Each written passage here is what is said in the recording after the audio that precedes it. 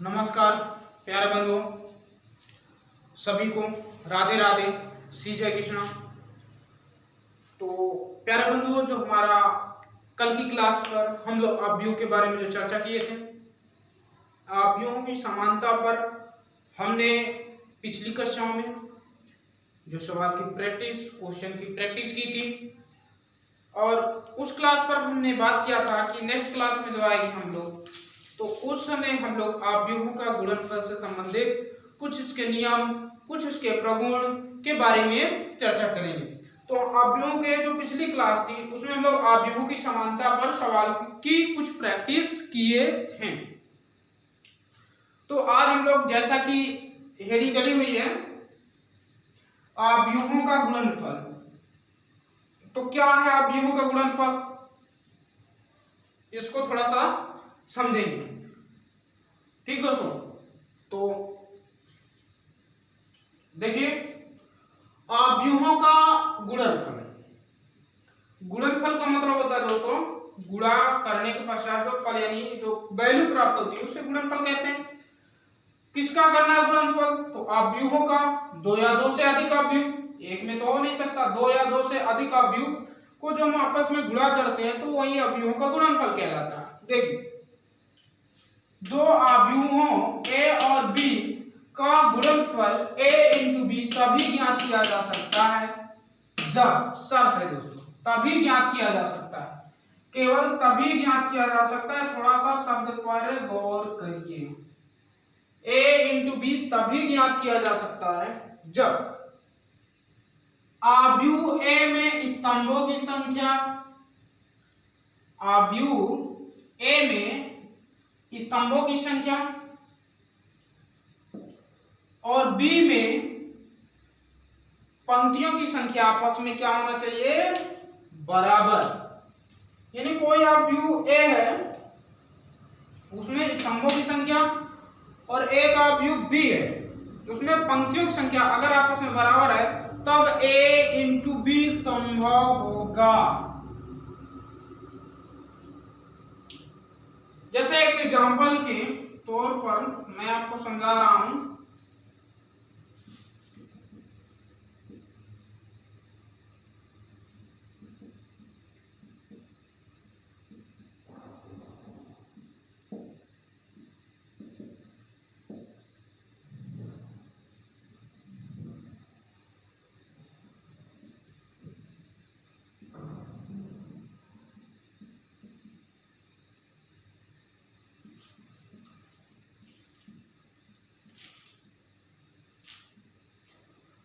आप बताइए प्यारे दोस्तों, क्या a इंटू बी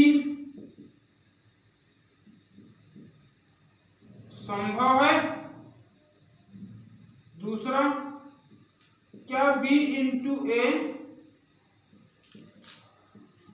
संभव है? ये आपके यहां से क्वेश्चन जा रहा है दोस्तों, इस थ्योरी के बेस पर। क्या a इंटू बी संभव, क्या b इंटू ए संभव? तो अभी आपको कॉन्सेप्ट में ध्यान में रखना, अगर आप a इंटू बी कर रहे हैं इसका मतलब a के स्तंभ और b के पंक्ति आपस में बराबर होनी चाहिए। तो a के स्तंभ कितने? 1 2, और b के पंक्ति कितने? 1 पंक्ति 2 पंक्ति। तो a और b तो संभव होगा, क्योंकि a के स्तंभ और b के पंक्ति आपस में बराबर है। यानी स्तंभों की संख्या इसमें कितने हैं दोस्तों?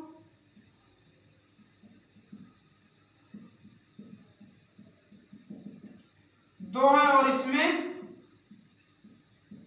पंक्तियों की संख्या भी कितना है? 2। तो स्तंभों की संख्या a में 2 है और स्तंभ पंक्तियों की संख्या b में 2 है, तो ये दोनों आपस में क्या होंगे? बराबर हो गए। तो a और b तो संभव हुआ। अब बात आती है, क्या b और a भी संभव होगा? तो देख लीजिए, b के स्तंभों की संख्या लेना आप दोस्तों, तो b के स्तंभ कितने हैं? 1 2 3। तो b के स्तंभ बराबर 1 3,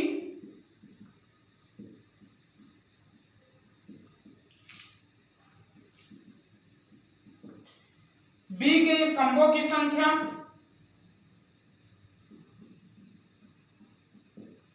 और ए की पंक्तियों की संख्या, बी के स्तंभों की संख्या और ए की पंक्तियों की संख्या अगर आप बराबर तब तो बी इंटू ए संभव। तो बी के स्तंभों की संख्या अगर आप देखेंगे 1 2 3,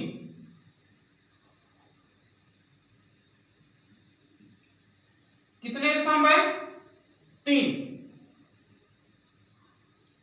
और ए में पंक्तियों की संख्या तो 1 2 2 2। तो आप बताइए दोस्तों क्या बी और ए संभव है? थ्योरी तो ये कहती है कि अगर जो भी पहले आएगा उसका स्तंभ लेना है आपको, यानी उसके स्तंभों की संख्या, और जो बाद में आएगा उसकी पंक्तियों की संख्या अगर आपस में बराबर हो जा रही है तो फिर उसका गुणनफल a इंटू बी जैसा संभव होता है। तो b इंटू इसका मतलब b के स्तंभों की संख्या और a के पंक्तियों की संख्या जब आपस में बराबर हो तो b इंटू ए संभव होगा। तो ऐसा नहीं है, तो ये संभव नहीं है। तो उम्मीद होगी ये आपको समझ में आया होगा। एक बार पुनः मैं समझा दे रहा हूं। अवयवों का गुणनफल में पहले जब भी आप अवयवों का गुणनफल करेंगे तो पहले ये चेक करिए क्या उसका गुणनफल संभव हो पा रहा है कि नहीं। अगर संभव हो पा रहा है तब तो उसका गुणनफल करेंगे, अगर संभव नहीं हो पा रहा है तो उसका गुणनफल लिख देंगे। यहाँ अवयवों का गुणनफल संभव नहीं। तो उसको कैसे चेक करेंगे दोस्तों? तो उसको ऐसे हम लोग चेक करेंगे, जैसे आपको याद रखना, जैसे b इंटू ए के लिए, a इंटू बी के लिए कह रहा है, a इंटू बी के लिए मतलब a के स्तंभ ले लो, a के स्तंभ की संख्या और b की पंक्ति की संख्या अगर आपस में बराबर है तब तो a इंटू बी संभव है। अगर यही बात करें b इंटू ए की, b इंटू ए, तो इसका मतलब b में स्तंभों की संख्या, a में पंक्तियों की संख्या, b में स्तंभों की संख्या और a में पंक्तियों की संख्या अपन बराबर होगी, तभी b इंटू ए संभव होगा, अन्यथा नहीं होगा। तो फिर मैं रिपीट कर रहा हूं एक बार पुनः, अवयवों का गुणनफल में दो अवयव a और b का गुणनफल a इंटू बी तभी ज्ञात किया जा सकता है जब a में स्तंभों की संख्या, b में पंक्तियों की संख्या आपस में बराबर हो, और b इंटू ए कब संभव होगा? तो b में स्तंभों की संख्या और a में पंक्तियों की संख्या जो आपस में बराबर होगा दोस्तों, तभी यह संभव होगा। ठीक, जैसे कि मैंने उदाहरण आपके समक्ष रखा हूं। क्या कह रहा है? उदाहरण ए में दिया a11 a12 a21 a22। तो इसमें देखा जा रहा है कि इसमें स्तंभ तो 2 है, पंक्ति भी 2 है, इसमें पंक्ति 2 है लेकिन स्तंभ 3 है। जब स्तंभ 3 है दोस्तों तो देखा जा रहा है क्या a और b संभव है? क्या a और b संभव है? a इंटू बी संभव है कि नहीं? तो हमने चेक किया a इंटू बी तभी संभव होगा जब a में स्तंभों की संख्या और b में पंक्तियों की संख्या, यानी a इंटू बी तभी संभव होगा दोस्तों जब a में स्तंभों की संख्या और b में पंक्तियों की संख्या अपन बराबर होगा। तो हमने देखा कि a में स्तंभ कितने 2 और b में पंक्ति 2, तो इसका मतलब a और b संभव होगा क्योंकि इसमें स्तंभों की संख्या पंक्तियों की संख्या बराबर है आपस में। a के पंक्ति b का स्तंभ, a के पंक्ति b का स्तंभ आपस में बराबर है, तो क्या हो जाएगा? सॉरी, a का स्तंभ और b का पंक्ति आपस में बराबर है, तो इसका मतलब a इंटू बी संभव है। अब बात आती b इंटू ए संभव है का, इसी का क्या b इंटू ए संभव है? तो देखा जा रहा है b के स्तंभों की संख्या, b के स्तंभों की संख्या और a के पंक्तियों की संख्या अगर आपस में बराबर है तो संभव है। तो देखा जा रहा है b के स्तंभ कितने हैं दोस्तों? 1 2 3, कितने स्तंभ है? 3 स्तंभ है। और a की पंक्ति कितना है दोस्तों? 1 2, तो ये आपस में बराबर नहीं क्योंकि इसके 3 स्तंभ होंगे, इसकी 2 पंक्ति होंगी, तो कहां से बराबर है? इसीलिए जब बराबर नहीं है तो इसका मतलब b इंटू ए संभव नहीं है। तो उम्मीद होगी आपको अवयवों का गुणनफल का जो गुणनफल कब संभव होगा कब नहीं संभव होगा यहां तक आप समझ लोगे। इसके पश्चात हम लोग अवयवों का आखिर संभव है तो फिर कैसे गुणनफल करेंगे उस पर चर्चा करेंगे। लेकिन आपको इतना समझ में आया होगा दोस्तों कि अवयवों का गुणनफल कब संभव होगा और कब संभव नहीं होगा। उम्मीद होगी आपको इतना समझ में आएगा। अगर सेशन आपको पसंद आ रहा है तो सेशन को शेयर करिए दोस्तों, अपने भाई बहनों मित्रों को जोड़िए। और अगर आपको सेशन पसंद आ रहा है, तो फिर लाइक तो बनता है, आप सेशन को लाइक करिए दोस्तों अगर आपको पसंद आ रहा है। देखता हूँ कितने लोग लाइक करते हैं। लाइकों की संख्या और बढ़ाइए दोस्तों, लाइकों की संख्या आपको बढ़ाना है और एक उमंग, एक जोश के साथ हम लोग पढ़ेंगे। तो लाइकों की संख्या बढ़ाना दोस्तों आपको, तभी आगे चर्चा करेंगे। पहले लाइक की संख्या बढ़ाइए, तभी आगे हम टॉपिक पर चर्चा करेंगे, अन्यथा यही रोक देंगे दोस्तों। पहले आप लाइकों की संख्या बढ़ाइए, लाइकों की संख्या बढ़ाइए और अपने दोस्तों को भी जोड़िए दोस्तों, तभी हम सेशन पर चर्चा करेंगे। हाँ दोस्तों, हाँ, ठीक ठीक, चलिए चलिए चलिए देखिए। अब आपको इधर देखना दोस्तों, क्या कह रहा है, अभी आपको समझना है, लिखना नहीं दोस्तों। तो अभी आपको लिखना नहीं है, अभी मात्र आपको समझना है। तो ये आपको समझ में आ गया होगा, तो मैं ये चीजें साफ कर दे रहा हूं, ठीक।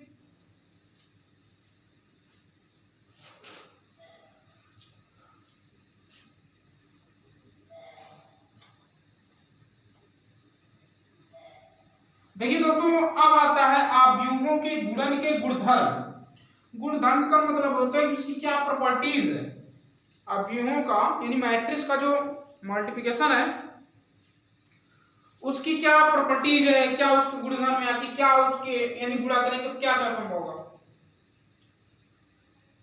जैसे कि आव्यूहों के गुणन के गुणधर्म, तो आप हेडिंग बनाइएगा, आव्यूहों के गुणन के गुणधर्म, हेडिंग डालिएगा आप लोग, आव्यूहों के गुणन के गुणधर्म, हेडिंग डालिए दोस्तों, आव्यूहों के गुणन के गुणधर्म, आव्यूहों के गुणन के गुणधर्म दोस्तों। तो देखिए दोस्तों, सबसे पहले पहला नंबर में आव्यूहों के गुणन क्रम विनिमय, क्रम विनिमय, क्रम विनिमय नियम का पालन नहीं करता है। क्रम विनिमय नियम का मतलब क्या होता है दोस्तों, कि क्रम को बदल देना। जैसे अगर आप a इंटू बी किए हो तो b इंटू ए करो, तो आव्यूहों का क्या कह रहा है कि क्रम विनिमय नियम का पालन नहीं करता है। यानी अगर आप b a इंटू बी करेंगे तो जरूरी नहीं वो, अगर आप a इंटू बी निकाल लीजिए और b इंटू ए निकाल लीजिए, देखिएगा दोनों आपस में बराबर नहीं होंगे। इसलिए कहा जा रहा है आव्यूहों के गुणन क्रम विनिमय नियम का पालन नहीं करता है। यह आपका पहला नियम हुआ। दूसरा नियम क्या कह रहा है, आव्यूहों का गुणन सहचर नियम का पालन नहीं करता है। सहचर नियम का पालन नहीं करता है। तो सहचर नियम का मतलब क्या है, जैसे a इंटू बी कर लीजिए, पहले a इंटू बी का गुणनफल करिए, फिर उसके साथ a इंटू बी का गुणनफल करिए, a इंटू बी का, फिर उसके साथ c का, इधर क्या कर b इंटू सी का करिए, फिर उसके साथ a का करिए, तो ये नियम आपस में क्या होंगे। अच्छा दोस्तों, मैंने नहीं बोल दिया था। देखिए, आव्यूहों का गुणन सहचर नियम का पालन करता है, इसका मतलब a इंटू बी करिए उसके साथ c, फिर b इंटू सी उसके साथ a करिए, तो ये पूरी वैल्यू आपस में क्या होगी, बराबर। जैसे a इंटू बी किए आपने, आगे a इंटू बी का गुणनफल करिए, जितना आएगा उसमें फिर अवयव c का गुणन करेंगे, और इसमें क्या करिए, b इंटू सी का गुणन करिए, फिर जितना आएगा पूरा उसमें अवयव a का गुणन कर दीजिए, तो ये आपस में क्या हो जाएगा, बराबर आएगी वैल्यू। तो इसका मतलब अवयवों का गुणन सहचर नियम का पालन करते हैं। तो ये दो नियम आप नोट करिए, फिर आगे की ओर हम चलेंगे दोस्तों। आप ये दो नियम नोट करिए, फिर हम लोग आगे की ओर बढ़ेंगे।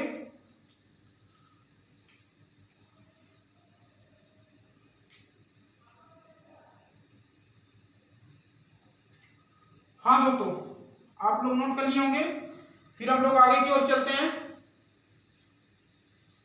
देखिए तीसरा नियम क्या कह रहा है, आव्यूहों का गुणन आव्यूह के योग पर वितरित होता है। आव्यूह के योग पर वितरित होता है मतलब क्या है, जैसे आप a इंटू बी प्लस सी करते हैं, पहले दोनों आव्यूहों को जोड़ना है फिर उसके साथ गुणा कर देना, तो ये भी संभव है। और फिर चाहे आप a इंटू बी करिए और a इंटू सी करिए और फिर इन दो जितना आएगा उन दोनों को आपस में जोड़ दीजिएगा, तो ये पूरी वैल्यू जो अव्यूह आएगा और ये पूरी वैल्यू आपस में क्या होगा, बराबर होगा। तो ये 3 नियम पर चर्चा हो चुकी, तो इसे नोट करिए, फिर आगे की ओर चलते हैं हम लोग।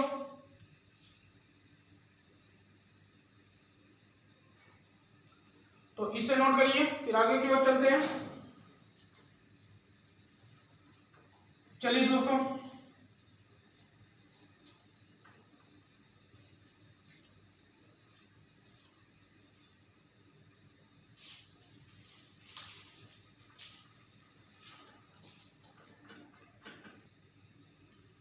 देखिए दोस्तों, आव्यूह से अगले गुण पर इसके बातचीत करते हैं हम लोग, गुणन के गुणधर्म पर।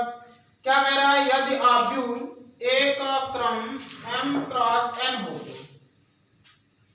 कोई आव्यूह है a, उसका जो क्रम है वो m क्रॉस n हो, तो im का मतलब इकाई आव्यूह m क्रॉस m क्रम का, क्योंकि इकाई आव्यूह में पंक्तियों की संख्या और स्तंभों की संख्या आपस में बराबर होता है। एक वर्ग आव्यूह का जब सभी विकर्ण के अवयव एक हों, यानी जो मुख्य विकर्ण के सभी अवयव एक हों, अदर सभी अवयव शून्य हो जाए, तो उस आव्यूह को हम लोग वर्ग आव्यूह कहते हैं। तो यहां लिखा im इंटू ए क्या है, एक आव्यूह है किस क्रम का, m क्रॉस n का, ठीक। और a into in is equal to a, जहां im बराबर m क्रॉस m का एक इकाई अव्यूह है, in बराबर n क्रॉस n का एक इकाई अव्यूह है। थोड़ा सा दोस्तों यहां ध्यान दीजिएगा कि जब हम किसी इकाई अव्यूह में जो किस क्रम का है, m क्रम का, और m क्या है, अव्यूह a के पंक्तियों की संख्या, और n क्या है, स्तंभों की संख्या। m क्या है दोस्तों, तो इसके पंक्तियों की संख्या, n क्या है तो स्तंभों की संख्या। तो जब हम कोई इकाई अव्यूह लेते हैं, उसका जो क्रम है वो अव्यूह a के पंक्तियों की संख्या के बराबर हो जाए, यानी m। तो इकाई अव्यूह में एक वर्ग अव्यूह होते हैं, यानी इसके पंक्तियों की संख्या स्तंभों की संख्या आपस में बराबर होती है। जब इकाई अव्यूह m क्रम का है, m क्रॉस m क्रम का, और a अव्यूह a किस क्रम का, m क्रॉस m क्रम का, इन दोनों को मल्टीप्लाई करेंगे तो क्या आएगा, पुनः अव्यूह a प्राप्त हो जाएगा। और a ध्यान से देखिएगा, इसमें im पहले आया, इसका जो क्रम होगा इकाई अव्यूह का, इसका जो क्रम होगा दोस्तों, तो वो किस क्रम का होगा, m क्रॉस m क्रम का। इतना ध्यान दीजिएगा। इधर देखिए क्रम पलट गया, इसमें ये किस क्रम का होगा, तो n क्रॉस n क्रम का होगा। तो a इंटू आई एन यानी a और in का जब हम लोग मल्टीप्लाई करेंगे इन दोनों अव्यूहों का, तो पुनः अव्यूह a प्राप्त हो जाएगा। और यहां दिया है m, im क्या है, m क्रॉस m का इकाई अव्यूह है, in क्या है, n क्रॉस n का इकाई अव्यूह है, ठीक। आइए अगले नियम पर बात करते हैं। अगला नियम क्या कह रहा है, यदि a एक m क्रॉस n का क्रम का आव्यूह है तथा वो एक शून्य आव्यूह हो तो, यानी ये कैसा आव्यूह है, तो शून्य आव्यूह है। तो ध्यान से देखिएगा, A M cross N into O N cross P, पुनः क्या प्राप्त होगा, एक शून्य आव्यूह प्राप्त होगा। किस क्रम का, तो एम क्रॉस पी क्रम का। ध्यान से देखिएगा, क्योंकि शून्य आव्यूह तो प्राप्त होगा, लेकिन किस क्रम का प्राप्त होगा, तो किस क्रम की बात किया जाए, तो m क्रॉस p क्रम का प्राप्त होगा। ठीक, तो आपसे क्वेश्चन कैसे पूछेगा, इसमें डायरेक्ट प्रगुण से ही क्वेश्चन आपसे पूछ लेगा कि यदि a एक m क्रॉस n क्रम का एक आव्यूह है तथा o एक शून्य आव्यूह है, शून्य आव्यूह है, और उसका जो क्रम होगा वो n क्रॉस p है, और एक जो क्रम होगा वो m क्रॉस n है। इन दोनों का जो प्रोडक्ट करें, गुणनफल करें, तो बताइए कैसा आव्यूह प्राप्त होगा, तो शून्य आव्यूह प्राप्त होगा। लेकिन उसकी क्रम की बात कर ली जाए तो आव्यूह एक एक पंक्ति और आव्यूह शून्य आव्यूह का क्या स्तंभ, उस क्रम का हमें शून्य आव्यूह प्राप्त होगा, ये आपको ध्यान रखना है। अगली बात देखिए, शून्य आव्यूह अब किसका है, p क्रॉस m क्रम का, और उसके साथ हम लोग m क्रॉस n क्रम के एक आव्यूह a का गुणनफल करते हैं, तो उसका मान एक शून्य आव्यूह प्राप्त होगा, लेकिन किस क्रम का, तो p क्रॉस n क्रम का। ठीक दोस्तों, तो ये आपको समझ में आया होगा, उम्मीद है। तो देखिए अगले नियम पर बात करते हैं। आव्यूहों का गुणन सामान्यतः निरसन नियम का पालन नहीं करता है। निरसन नियम का मतलब, जैसे एक आव्यूह 3 है, ए बी सी एक 3 आव्यूह है, निरसन नियम का पालन नहीं करता। तो देखिए ए बी और ए सी आपस में बराबर है, और ए डज नॉट इक्वल टू 0, यानी ए एक शून्य आव्यूह नहीं है। ठीक, ओ क्या एक शून्य आव्यूह है, परंतु बी और सी आपस में बराबर नहीं होना चाहिए, परंतु बी और सी आपस में बराबर नहीं होना चाहिए। ठीक दोस्तों, तो ये क्या होगा, निरसन नियम का पालन नहीं करता है। आगे बात आती है दो आव्यूहों ए और बी के लिए। कोई दो आव्यूह हैं ए और बी, इस प्रकार की स्थितियां संभव होगी इनमें। किस प्रकार की, तो A does not equal to शून्य आव्यूह, B does not equal to शून्य आव्यूह, परंतु ए इंटू बी कैसा एक शून्य आव्यूह अगर प्राप्त हो रहा है, इसका मतलब जरूर बी क्रॉस ए एक शून्य आव्यूह नहीं प्राप्त, या बी इंटू ए या इन दोनों का गुणनफल, क्रॉस का या गुणनफल ए इंटू बी शून्य आव्यूह प्राप्त हो रहा है, तो बी इंटू ए शून्य आव्यूह प्राप्त नहीं होगा, क्योंकि B into A does not equal to 0। अगला देखिए नियम दोस्तों, ए शून्य आव्यूह नहीं है और आव्यूह बी भी शून्य आव्यूह नहीं है, तो ए इंटू बी अगर शून्य आव्यूह प्राप्त हो रहा है, तो इसका मतलब बी इंटू ए भी एक शून्य आव्यूह प्राप्त होगा दोस्तों। ठीक, आगे देखिए,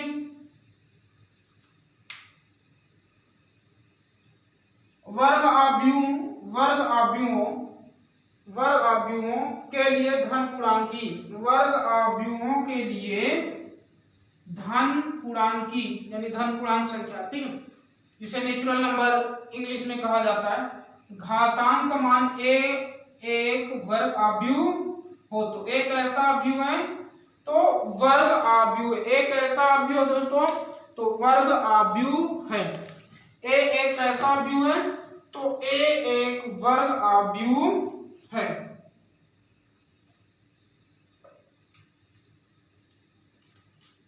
ठीक, तो देखिए, तो a की पावर 1 एक घाती सेम प्राप्त होगा, लेकिन a की पावर n प्लस 1 हो जाए तो इससे हम लोग अलग कर सकते हैं। जैसे उदाहरण के तौर पर लिया जाए, जैसे x की पावर y प्लस a, तो इसे हम लोग x की पावर y इंटू x की पावर a लिख सकते हैं। तो उसी प्रकार इसको भी तोड़ लिया गया, जब आधार बराबर होती तभी घातें जुड़ती हैं। तो आधार पुनः अलग कर दिया जाए तो a की पावर n इंटू a और n belong to natural number. ठीक दोस्तों, अगला देखिए तीसरा क्या कह रहा है कि a की पावर m प्लस n, तो इसको भी अलग कर सकते हैं, a की पावर m और a की पावर n, जहां m और n कैसी संख्या होगी तो एक नेचुरल संख्या होगी। अगला देखिए a की पावर m की होल पावर n, जब घात पर घात चढ़ती है दोस्तों तो घातों का आपस में क्या होता है, गुणा होता है। तो क्या होगा, a की पावर m इंटू n हो जाएगा और m into n belong to natural number, यानी m इंटू n कैसी संख्या होगी तो नेचुरल संख्या होगी। तो उम्मीद है कि आव्यूहों के गुणनफल से संबंधित आपको नियम समझ में आया होगा। तो अब हमारी जो नेक्स्ट क्लास आएगी उस में हम लोग आव्यूहों के गुणन से संबंधित क्वेश्चन की प्रैक्टिस करेंगे दोस्तों। तो एक बार पुनः सभी प्यारे बंधु भाई बहनों को राधे राधे, श्री कृष्णा, और सभी को पुनः एक बार नमस्कार।